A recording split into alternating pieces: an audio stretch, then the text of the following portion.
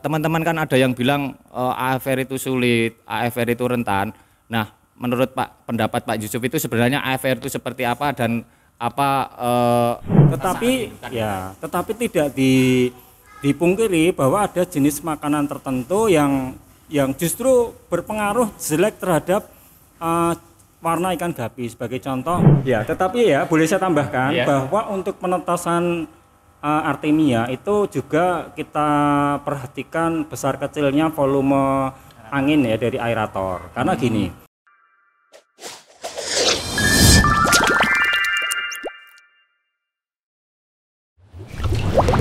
Pak Yusuf, saya sering lihat channelnya Pak Yusuf itu kan sempat juara AFR kelas juvenil. Saya masih ingat itu. Dan itu yang membuat saya sampai sekarang cinta mati sama AFR. Nah, teman-teman kan ada yang bilang AFR itu sulit, AFR itu rentan. Nah, menurut pendapat Pak Yusuf itu sebenarnya AFR itu seperti apa dan apa saran atau pesan buat teman-teman, Pak? Oh ya. Jadi gini ya, Mas. Saya ingat waktu saya masih punya anak pertama, itu karena kita sayang sekali ya sama anak kita baru satu, itu waktu itu kalau naik motor itu selalu kita lengkapi dengan perlengkapan yang sangat lengkap. Dikasih kopiah, dikasih jaket, pokoknya biar nggak kangenan. Tapi ternyata anak saya yang pertama itu justru sering sakit-sakitan. Jadi minum es dikit aja pasti langsung pilek atau batuk. Itu karena apa? Karena kita memanjakan dia, bahkan kita terlalu over mengcover mereka, dia ya, sehingga akhirnya malah justru daya tahan tubuhnya itu rentan. Bisa dikata sedikit manja. Ya, demikian juga pada waktu kita memelihara albino full red. Jadi di sini kalau kita memelihara albino full red itu tidak kita spesialkan. Jadi kita samakan dengan ikan yang lain yang mata hitam. Nah, sehingga pada waktu kita memelihara ikan gapi albino full red itu karena tidak kita spesialkan, maka dengan sendirinya mereka akan kuat seperti ikan lain yang bermata hitam. Jadi intinya ikan jangan kita manjakan, tapi kita biasakan ya seperti ikan yang lain sehingga mereka akan jadi kuat seperti yang lain. Tapi kalau untuk AFR sendiri apakah memang secara ketahanan berbeda dengan gapi-gapi yang lain atau sebenarnya sama saja, Pak? Ya, jadi gini ya, bahwa albino full red itu adalah ikan albino. Bahwa ikan albino itu memang tidak bisa kita pungkiri bahwa dia adalah jenis ikan yang rentan. Jadi rentan terhadap penyakit. Itu tadi kembali lagi ke konsep kita di awal bahwa bila ikan gapi walaupun dia albino kita biasakan ya seperti ikan yang lain tidak dimanjakan tidak dikasih apa untuk menaikkan suhu itu heater dikasih apa-apa sehingga akhirnya justru mereka jadi rentan terhadap penyakit karena tidak dibiasakan hidup seperti biasanya ikan yang lain. Terus kalau terkait untuk warna, Pak, warna untuk mempercepat mutasi itu sebenarnya untuk pakan itu lebih efektif pakai pakan hidup atau pelet atau seperti apa, Pak, untuk mempercepat mutasi warnanya, Pak? Jadi kalau untuk ikan gapi warna itu lebih banyak dipengaruhi oleh genetik. Jadi ikan sebagus apapun ya kalau genetiknya itu jelek ya pada waktu kita breeding hasilnya nanti juga akan mengecewakan. Warnanya mungkin akan tidak seperti yang kita harapkan. Tetapi kalau genetiknya bagus ya tapi kita kasih makan biasa saja nanti warnanya juga tetap akan bagus. Jadi seperti itu. Jadi lebih banyak ke genetik. Tetapi tidak dipungkiri bahwa ada jenis makanan tertentu yang justru berpengaruh jelek terhadap warna ikan gapi. Sebagai contoh pengalaman saya cacing sutra itu pada waktu kita berikan pada ikan gapi jenis yang warna basic putih ya kuning itu tidak bagus karena nanti jadi kotor kusam jadi agak kehitaman gitu loh. Atau jenis pelet tertentu itu juga akan berpengaruh karena ada kandungan zat warnanya sehingga untuk misalkan AFP Habibet itu akhirnya jadi kotor. Iya. Iya. Terus ini Pak, kadangkala ada jenis pakan sebenarnya warna kuning tapi kadang muncul warna merah, itu sebenarnya faktor pakan atau genetik sebenarnya? Nah, jadi itu biasanya karena faktor pakan. Faktor pakan ya. Ya, jadi dulu pernah ya saya memelihara AFP. Itu saya kasih merek tertentu. Ya udah kita sebut aja ya. Iya, iya. Semongko. Nah, ternyata setelah mulai tumbuh dewasa, ekornya itu jadi tumbuh kemerah-merahan. Tapi di tank yang lain kita coba Yang dengan tidak dikasih merek tersebut. ternyata aman. Nah, jadi ada pengaruh makan di sini. Iya, iya. Makanan.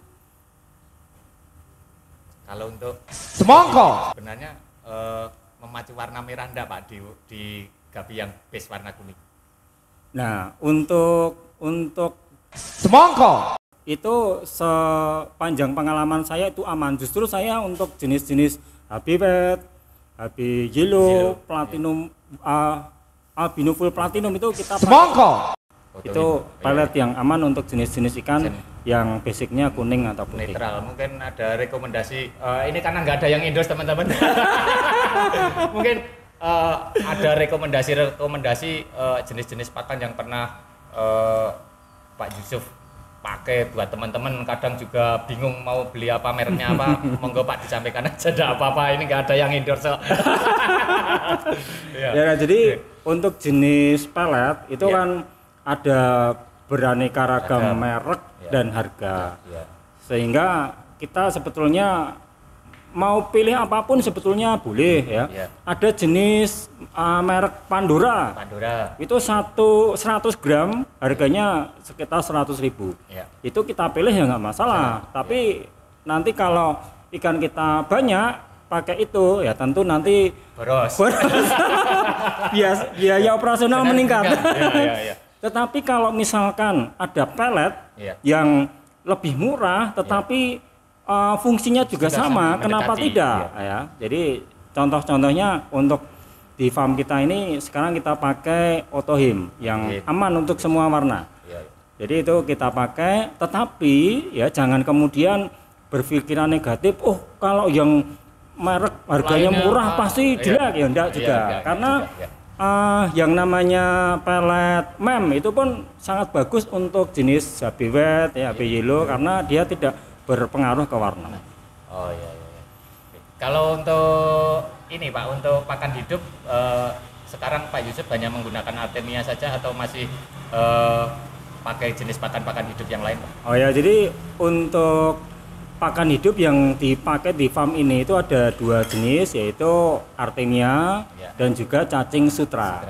Nah, tetapi untuk pemula saya lebih merekomendasikan Artemia tetas. Karena apa?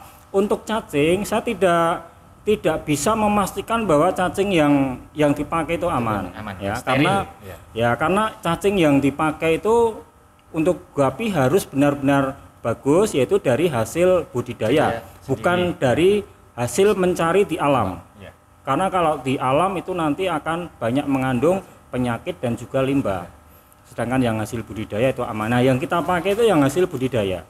Jadi aman. Nah, oleh karena itu kalau misalkan untuk para pemula itu sangat aman menggunakan Artemia, yaitu dari Buraya ya. Buraya. Karena kalau sampai umur berapa Pak? Nah, Buraya itu kita kasih kalau jantan ya sampai selamanya. Tetapi diselingi dengan cacing sampai umur 2,5 bulan. Untuk jantan 2,5 bulan jantan, cacing berhenti, lanjut Artemia dan pelet. Tapi misalnya teman-teman kesulitan untuk mencari seperti casut atau ini, Artemia saja sudah cukup untuk makan hidup? Wah, cukup sekali karena Artemia itu adalah makanan hidup yang penuh protein tetapi aman karena steril, hasil budidaya kita dan tidak ada penyakit. Untuk Artemia yang banyak beredar di pasaran apa saja Pak? Ini biar teman-teman gampang juga. Sekali lagi nggak ada yang endorse. Jadi iklan ini. Enggak, ini untuk pencerahan saja Pak. Karena beberapa teman itu, Mas Artemia ini mereknya apa Mas? Enggak, kita menyebutkan merek Artemia yang kita pakai di farm sendiri aja, tanpa menyebutkan merek yang lain, nanti takutnya mendiskreditkan merek yang lain. Jadi kebetulan yang kita pakai di farm itu adalah jenis Fish Owner. Jadi Fish Owner ini Artemia goib.